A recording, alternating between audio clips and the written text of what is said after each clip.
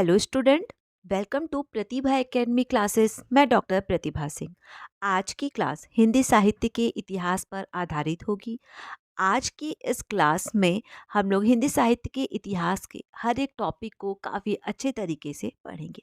आप सबको काफ़ी अच्छे से पता होगा कि हिंदी साहित्य का इतिहास एक ऐसा टॉपिक है जिससे हर एक एग्ज़ाम में 1 से 2 प्रश्न तो ज़रूर पूछे जाते हैं।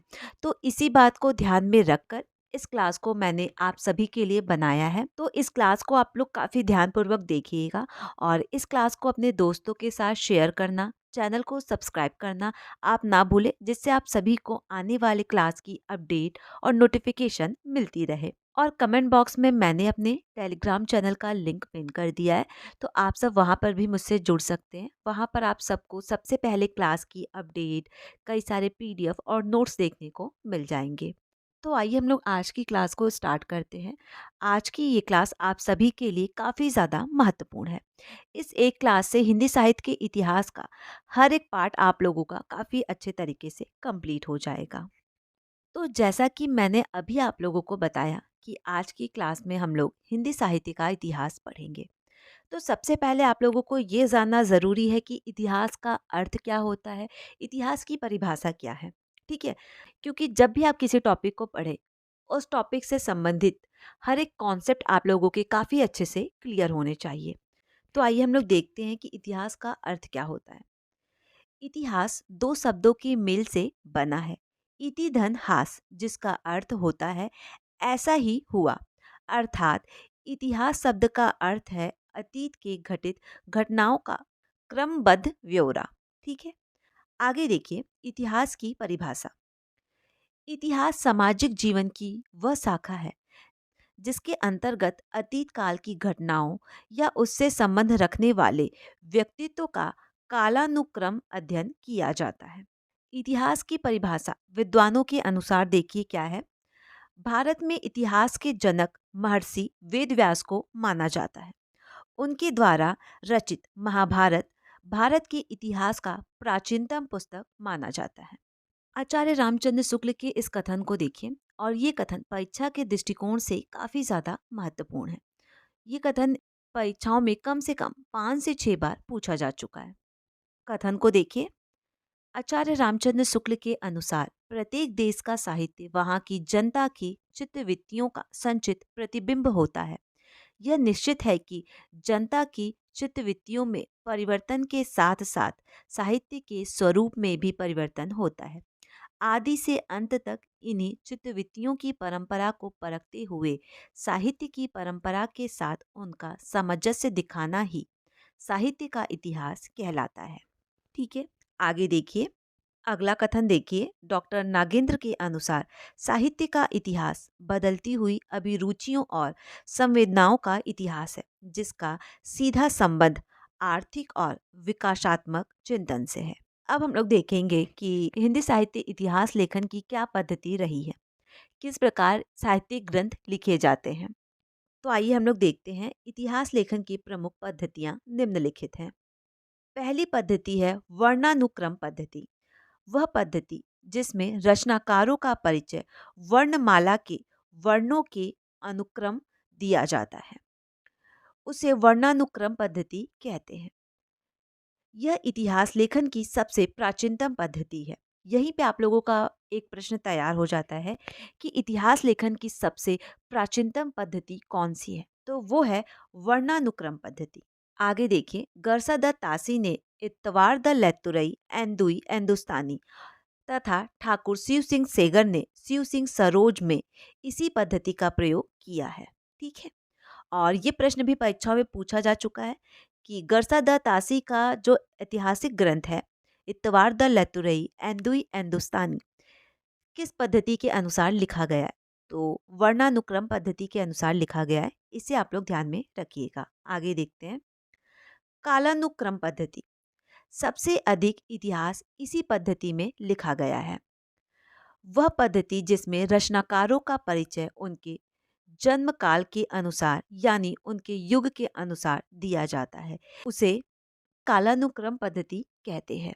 यह इतिहास लेखन की सबसे लोकप्रिय और प्रचलित पद्धतियों में से एक है। इस पद्धति का सबसे पहले प्रयोग जॉर्ज अब्राहिम ग्रियर्सन ने the modern vernacular literature of Hindustan नामक इतिहास ग्रंथ में किया था। यह ग्रंथ अंग्रेजी में लिखा गया था। ठीक है, तो आप लोग ध्यान रखिएगा कि ग्रियर्सन ने अपनी रचना the modern vernacular literature of Hindustan, इस ग्रंथ की रचना कालानुक्रम पद्धति के अनुसार किया था। ठीक है, और सबसे ज़्यादा कालानुक्रम पद्धति का ही प्रयोग लेखन कार्य के दौरान किया जाता है। तो आप लोग ध्यान में रखिएगा कि ग्रियर्सन ने अपनी रचना the modern vernacular literature of Hindustan में कालानुक्रम पद्धति का प्रयोग किया है। ठीक है, आगे देखते हैं। वैज्ञानिक पद्धति, यह इतिहास लेखन की वह पद्धति है जिसमें शास्त्रीय मान्यताओं, भाषा विज्ञान आदि सिद्धांतों के आधार पर रचनाओं का मूल्यांकन किया जाता है। उसे वैज्ञानिक पद्धति कहते हैं। हिंदी में इस पद्धति का प्रयोग सबसे पहले डॉक्टर गणपति चंद्र गुप्त ने हिंदी साहित्य का वैज्ञानिक इतिहास में किया था। और ये प्रश्न कई बार परीक्षाओं में पूछा जा चुका है कि गणपति चंद्र गुप्त ने हिंदी साहित्य का वैज्ञानिक इतिहास में किस पद्धति का प्रयोग किया है। तो वैज्ञानिक पद्धति का प्रयोग किया है। आगे देखिए, आलोचनात्मक पद्धति, वह पद्धति जिसके अंतर्गत रचनाकारों के परिचय से अधिक उनकी रचनाओं के गुण और दोष बताने पर बल दिया जाता है, उसे आलोचनात्मक पद्धति कहते हैं। जैसे डॉक्टर रामकुमार वर्मा ने सबसे पहले इस पद्धति का प्रयोग किया है। और किसमें किया है? हिंदी साहित्य का आलोचनात्मक इतिहास में किया था, जिसका प्रकाशन वर्ष है 1938 ईस्वी। ठीक है, आगे देखिए। समाजशास्त्री पद्धति, इतिहास लेखन की वह पद्धति जिसमें रचनाकारों का मूल्यांकन उनके द्वारा समाज को प्रभावित करने के आधार पर किया जाता है, उसे समाजशास्त्री पद्धति कहते हैं। हजारी प्रसाद द्विवेदी जी ने अपने तीनों इतिहास ग्रंथ में इसी पद्धति का प्रयोग किया है। हिंदी साहित्य की भूमिका, जिसका प्रकाशन वर्ष है 1940 ईस्वी। हिंदी साहित्य का उद्भव और विकास, जिसका प्रकाशन वर्ष है 1952 ईस्वी। हिंदी साहित्य का आदिकाल 1953 ईस्वी। ठीक है, आगे देखिए। विधेयवादी पद्धति, यह इतिहास लेखन की नवीनतम और सर्वश्रेष्ठ पद्धति है। इस पद्धति में रचनाकार के जातीय वातावरण, क्षण, युग विशेष की प्रवृत्ति, भाषा का विकास क्रम, शास्त्रीय मान्यताओं, रचनाकार के सामाजिक स्वरूप आदि सभी घटनाओं का मूल्यांकन किया जाता है। उसे विधेयवादी पद्धति कहते हैं। विश्व में सबसे पहले इस पद्धति का प्रयोग तेन ने किया था, और इसे ध्यान में रखिएगा कि तेन ने सबसे पहले विधेयवादी पद्धति का प्रयोग किया था। तेन इस पद्धति के जन्मदाता माने जाते हैं। हिंदी में इस पद्धति का प्रयोग सबसे पहले आचार्य रामचंद्र शुक्ल ने किया था। दोहरा नामकरण इस पद्धति की विशेषता है। इसी कारण उनके इतिहास ग्रंथ को सच्चे अर्थ में हिंदी साहित्य का प्रथम इतिहास माना जाता है। ठीक है, आगे देखिए। अब हम लोग देखेंगे इतिहास के स्रोत और साधन। ठीक है, और काफी महत्वपूर्ण है, इससे प्रश्न पूछे जाते हैं, तो इसे आप लोग ध्यानपूर्वक देखिएगा। 252 वैष्णव की वार्ता और 84 वैष्णव की वार्ता, ये दोनों गद्य रचनाएं हैं। इन दोनों ग्रंथों के रचनाकार हैं गोकुलनाथ। ठीक है, और इन दोनों ग्रंथ का प्रकाशन वर्ष है 1625 ईस्वी। इन दोनों ग्रंथ में सिर्फ पुष्टि मार्ग और भक्ति कवियों का वर्णन हमें देखने को मिलता है। आगे देखिए। इतिहास स्रोत के स्वरूप में दूसरी रचना है भक्तमाला। भक्तमाला के रचनाकार है नाभादास। नाभादास का अन्य नाम है नारायण दास। और भक्तमाला का रचना काल है 1642 ईस्वी। भक्तमाला रचना में 316 छपे छंद में 200 भक्त कवियों का जीवन परिचय हमें देखने को मिलता है। इनमें से 116 राम भक्त कवि हैं और 84 कृष्ण भक्त कवि हैं। ठीक? और इस पीडीएफ में जितने भी तथ्य हैं वो मैंने कई सारे पुस्तकों से पढ़कर शामिल किए हैं, तो एक जगह पर आपको ये सारे तथ्य देखने को काफ़ी कम मिलेगा। तो इस क्लास को आप लोग काफ़ी ध्यानपूर्वक देखिए, कई सारे प्रश्न आप लोगों को आपके एग्जाम में ज़रूर देखने को मिलेगा। आगे देखिए। मूल गोसाई चरित्र, जिसके रचनाकार हैं वेनी माधव दास। ठीक है, वेनी माधव दास तुलसीदास के शिष्य थे, इसे आप लोग ध्यान में रखिएगा। इस रचना में दोहा, चौपाई, त्रोटा छंदों में तुलसीदास का जीवन परिचय दिया गया है। इस रचना में तुलसीदास का अतिशयोक्तिपूर्ण वर्णन हमें देखने को मिलता है। इस रचना की भाषा है अवधी। इस रचना के आधार पर ही अमृतलाल नागर ने तुलसीदास की जीवनी मानस के हंस को लिखा था। आगे देखिए, भक्त नामावली। इसके रचनाकार हैं ध्रुवदास। ठीक है, काफी महत्वपूर्ण है, कई बार पूछा गया है। ये पद्य रचना है। इसमें 116 भक्त कवियों का परिचय दिया गया है। इसमें अंतिम नाम है नाभादास का। भक्त नामावली की जो रचना है वो है अवधी भाषा में। ठीक है, आगे देखिए, कालिदास हजारा। इसके रचनाकार हैं कालिदास त्रिवेदी। इसमें 112 भक्त कवियों के 1000 पदों का संकलन हमें देखने को मिलता है। इसी रचना के आधार पर शिव सिंह सेगर ने शिव सिंह सरोज की रचना की थी। आगे देखिए, काव्य निर्णय। यह एक नीतिपरक ग्रंथ है। इस ग्रंथ के रचनाकार हैं भिखारी दास। इस रचना में कुछ इतिहास विषयक जानकारी मिलती है, इसीलिए इसे इतिहास के स्रोतों में शामिल किया गया है। कवि नामावली। इसके रचनाकार हैं सूदन। आगे देखिए, सिंगार संग्रह। रचनाकार हैं सरदार कवि। इस रचना में 125 से अधिक रचनाकारों का परिचय हमें देखने को मिलता है। उनकी रचनाओं में उदाहरण काव्यांगों, रस, छंद, अलंकार, शब्द शक्ति आदि की विवेचना भी है। कवि रत्नमाला। रचनाकार हैं मुंशी देवी प्रसाद। इसमें राजस्थान के 108 रचनाकारों का परिचय दिया गया है। इस रचना में अनेक कवित, सवैया, छंदों का संग्रह है। कवि रत्नमाला। रचनाकार है मुंशी देवी प्रसाद। इस रचना में राजस्थान के 108 रचनाकारों का परिचय दिया गया है। ठीक है, आगे देखिए, अब हम लोग देखेंगे हिंदी साहित्य इतिहास लेखन की परंपरा। इतिहास लेखन में प्रथम स्थान जो है वो है गरसादा तासी का, और इसे आप लोग ध्यान में रखिएगा। आगे देखते हैं, हिंदी में इतिहास लेखन की परंपरा की शुरुआत गरसादा तासी फ्रेंच विद्वान से शुरू हुई। रचना है इतवार द लेतुरई एंदुई एंदुस्तानी। इस रचना का प्रकाशन 2 भागों में किया गया। यह रचना फ्रेंच भाषा में रचित है। इसमें कुल 738 रचनाकारों को स्थान दिया गया है। यानी गरसादा तासी की जो रचना है इतवार द लेतुरई एंदुई एंदुस्तानी, इस रचना में कुल 738 रचनाकारों को स्थान प्रदान किया गया है। इसमें हिंदी के सिर्फ 72 रचनाकार शामिल हैं। आगे देखिए, इस रचना में कुल 24 अध्याय हैं। और गरसादा तासी की जो रचना है ये वर्णानुक्रम पद्धति में रचित है। जैसा कि मैंने अभी आप लोगों को ऊपर पढ़ाया, तो काफी महत्वपूर्ण है, इसे ध्यान में रखिएगा। इसमें काल विभाजन का कोई प्रयास नहीं किया गया है। इसमें प्रथम कवि के बारे में कोई विचार नहीं किया गया है। यानी गरसादा तासी की रचनाओं में काल विभाजन और प्रथम कवि पर किसी भी प्रकार की कोई चर्चा नहीं की गई है। आगे देखते हैं, ये मौलवी करीमुद्दीन ने तजाकिरा ई सुआ ई हिंदी हिंदी में 1848 ईस्वी में फारसी में अनुवाद किया। तजाकिरा ई सुआ ई हिंदी मौलवी करीमुद्दीन के द्वारा अनुदित ग्रंथ है, जिसमें रचनाकारों की संख्या है 1004। ठीक है, इसमें हिंदी के रचनाकारों की संख्या 60 शामिल की गई थी।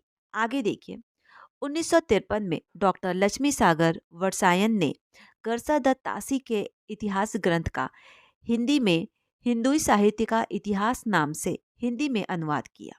ठीक है, और ये काफी महत्वपूर्ण है, इसे आप लोग ध्यान में रखिएगा। आगे देखते हैं, हिंदी के इतिहास ग्रंथ में दूसरा स्थान है ठाकुर शिव सिंह सेगर का। रचना है शिव सिंह सरोज। प्रकाशन वर्ष है 1843 ईस्वी, और इस ग्रंथ को संशोधित करके 1888 ईस्वी में प्रकाशित किया गया था। ठीक है, प्रकाशन संस्थान है नवल किशोर प्रेस, लखनऊ। आगे देखिए, हिंदी में रचित हिंदी साहित्य का पहला इतिहास ग्रंथ शिव सिंह सरोज को ही माना जाता है। और शिव सिंह सरोज की रचनाओं में कुल रचनाकारों की संख्या है 1003, और हिंदी के रचनाकार है 769। ठीक है, इस ग्रंथ में काल विभाजन का कोई प्रयास नहीं किया गया है। इस ग्रंथ में पुष्य और पुण्य को हिंदी का प्रथम कवि माना गया है, जो कि परीक्षा के दृष्टिकोण से काफी ज्यादा महत्वपूर्ण है। यह ग्रंथ वर्णानुक्रम पद्धति में रचित है। आगे देखिए, हिंदी के इतिहास लेखन में तीसरा स्थान है जॉर्ज अब्राहम ग्रियर्सन का। इनकी रचना है the modern vernacular literature of Hindustan, काफी महत्वपूर्ण है। यह इतिहास ग्रंथ the royal society of Bengal की पत्रिका के विशेषांक के रूप में 1888 ईस्वी में प्रकाशित हुआ। एक पुस्तक के रूप में 1889 में ये ग्रंथ प्रकाशित हुई। ग्रियर्सन की जो लेखन पद्धति थी वो थी कालानुक्रम पद्धति। आगे देखिए, कालानुक्रम पद्धति में रचित यह हिंदी साहित्य का प्रथम इतिहास था। यह ग्रंथ अंग्रेजी भाषा में लिखा गया था। इसमें कुल रचनाकारों की जो संख्या थी वो थी 952। इन्होंने भक्ति काल को हिंदी साहित्य का स्वर्ण युग कहा है और काफी महत्वपूर्ण है। कई बार परीक्षा में पूछा जा चुका है कि भक्ति काल को हिंदी साहित्य का स्वर्ण युग किसने कहा है, तो वो ग्रियर्सन ने कहा है। ठीक है, भक्ति काल को हिंदी साहित्य का स्वर्ण युग कहना सबसे बड़ी उपलब्धि है। यह पहला इतिहास ग्रंथ था जिसमें केवल हिंदी के रचनाकारों को स्थान दिया गया था। यह पहला इतिहास ग्रंथ था जिसमें काल विभाजन का प्रथम प्रयास किया गया था। आगे देखिए, हिंदी साहित्य के इतिहास लेखन में चौथा स्थान आता है मिश्र बंधु का। मिश्र बंधु ये तीनों सगे भाई और तीनों साहित्यकार थे। गणेश बिहारी मिश्र, श्याम बिहारी मिश्र और सुखदेव बिहारी मिश्र ये तीनों भाई थे। ठीक है, ये तीनों मिश्र बंधु के नाम से रचना किया करते थे। मिश्र बंधु ने मिश्र बंधु विनोद नाम से हिंदी साहित्य के वृहत इतिहास की रचना किया। ठीक है, आगे देखिए, मिश्र बंधु विनोद पुस्तक 4 भाग में है। प्रथम 3 भाग का प्रकाशन 1913 ईस्वी में हुआ था और चतुर्थ भाग का प्रकाशन 1934 ईस्वी में हुआ था। प्रकाशन संस्थान है नागरी प्रचारणी सभा काशी। ठीक है, यह रचना कालानुक्रम पद्धति में रचित है। आगे देखते हैं, इस रचना में कुल 4591 कवियों की संख्या है। इन्होंने आदिकाल को आरंभिक काल के नाम से संबोधित किया है और मिश्र बंधुओं ने अपने ग्रंथ में पुष्य और पूर्ण को हिंदी का प्रथम कवि भी माना है। और जो भी स्टूडेंट क्लास देख रहे हैं, आप लोग कमेंट करके ज़रूर बताइएगा कि ये क्लास आप लोगों को कैसा लग रहा है। आगे देखते हैं हम लोग, रचनाकारों को इन्होंने मुख्यतः 3 श्रेणियों में बांटा है: उत्तम श्रेणी, मध्यम श्रेणी और सामान्य श्रेणी।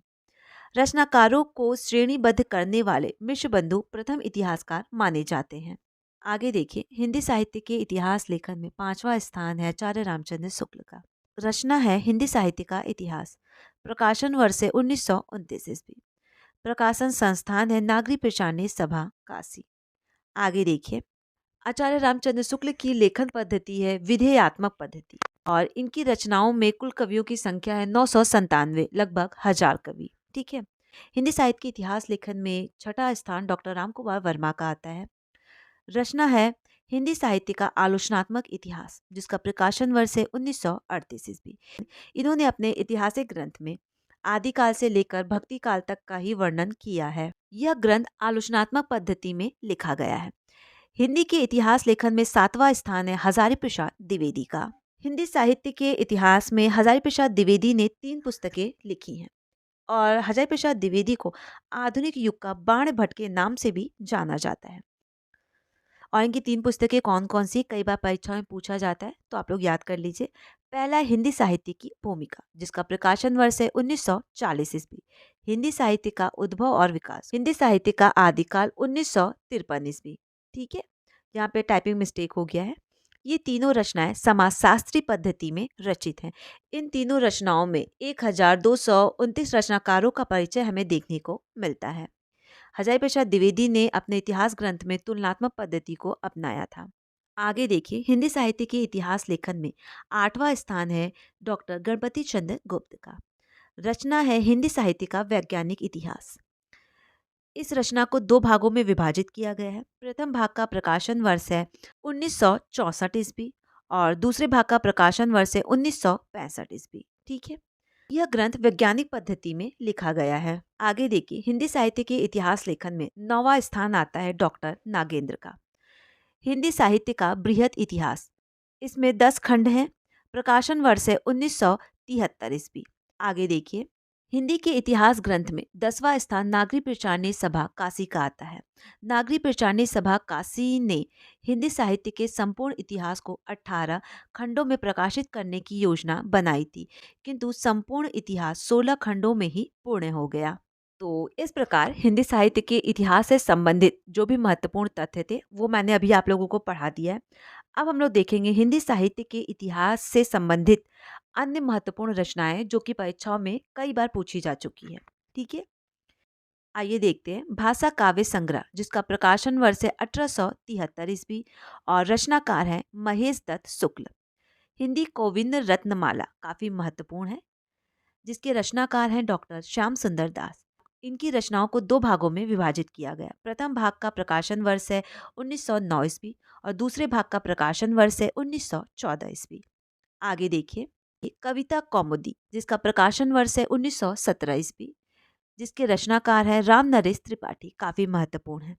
ब्रज माधुरी सार 1923 ईस्वी और इस इतिहास ग्रंथ के रचनाकार हैं वियोगी हरि। मॉडर्न हिंदी लिटरेचर 1939 ईस्वी और इस ग्रंथ के रचनाकार हैं डॉक्टर इंद्रनाथ मदान। खड़ी बोली हिंदी साहित्य का इतिहास 1914 ईस्वी, ब्रज रत्न दास। ठीक है, आगे देखिए, हिंदी साहित्य 20वीं शताब्दी 1950 ईस्वी, आचार्य नंद दुलारे बाजपेयी, काफी महत्वपूर्ण है। अगली रचना देखिए, हिंदी का गद्य साहित्य 1955 ईस्वी, रामचंद्र तिवारी। हिंदी साहित्य का दूसरा इतिहास काफी महत्वपूर्ण है और इस ग्रंथ का प्रकाशन वर्ष है 1996 ईस्वी और रचनाकार है डॉक्टर बच्चन सिंह।